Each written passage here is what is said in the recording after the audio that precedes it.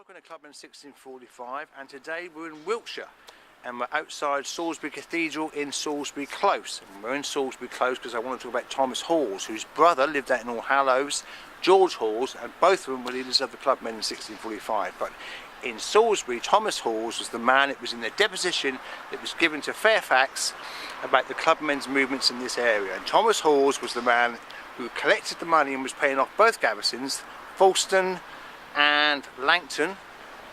I can't remember which one was parliamentarian and which one was royalist. Neither can I. Let me have a look. Quickly. Folkestone was the parliamentarian one.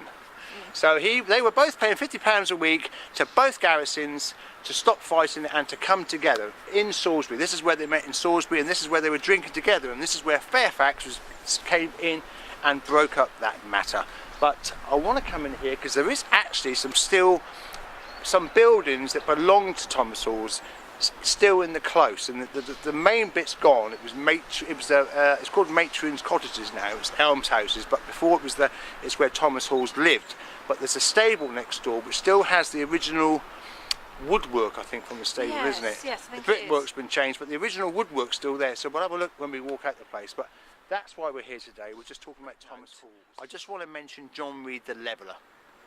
Yes, the Levellers. But over there stood, hand round. Yep. Over there stood the bell tower. I think it was removed in the 19th century. It's over there it would have stood in front of that white building. But that's where John Reed the Leveller was captured by the royalist troops when they stormed the close, and Ludlow escaped over there with his troops through that gate, I think. But John Reed the Leveller was actually caught in that bell tower because they were burnt out. And I think later on they were exchanged for prisoners. The royalist troops exchanged prisoners with the parliamentarian troops. So John Reed came out of that area. But he later went on to become the governor of Poole. So, but that's a little bit about the Levellers, and I'll have to let John Rees talk about them. So, but let's go and look at this this place where Thomas Hawles used to live. Great. Yep. Okay.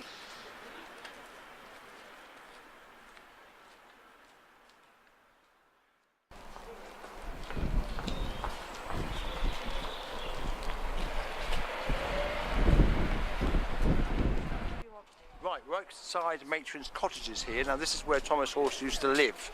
These are the Elms Houses now, and where he used to live was knocked down. But that north gate in Salisbury Close. Now Thomas Hawles was also later on involved with John Wyburn the Leveller when they bought some deeds for some cuprous mines on Brant's Island. But what I want to show you here is a stable that was built by Thomas Hawles, which the woodwork of that stable is still intact and the brickwork is around it. And it's just down a little path on the side of those houses there. So let's walk down here and have a quick look. Yep. Okay.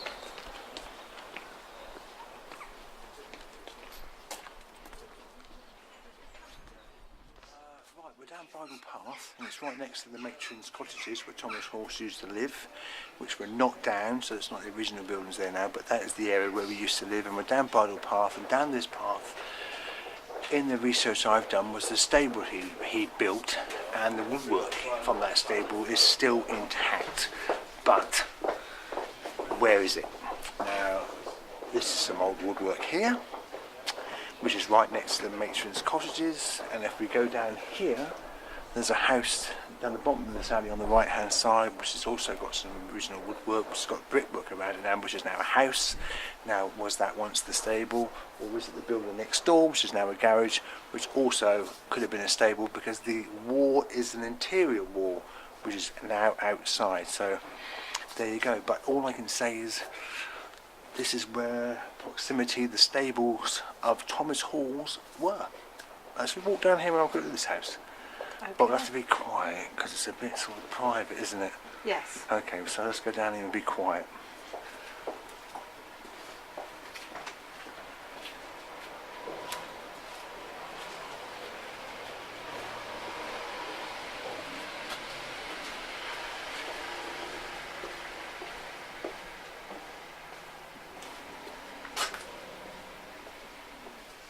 Just ring round, you can show the alleyway from where we've come down slowly.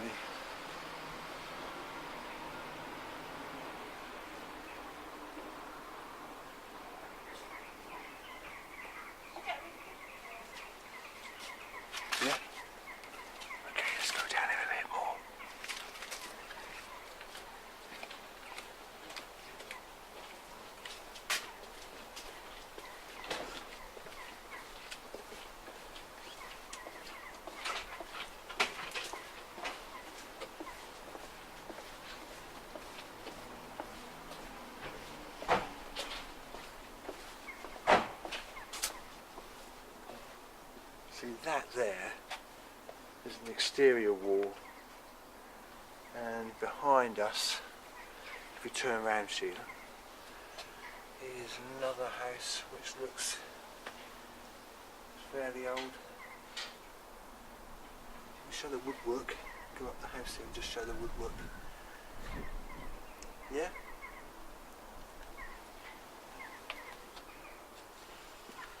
So there you go. Maybe it's this house here, but bridle path. Maybe the only place left with some original woodwork from the time of Thomas Hawles, the Clubmen. Check out the website, Clubmen 1645, work in progress.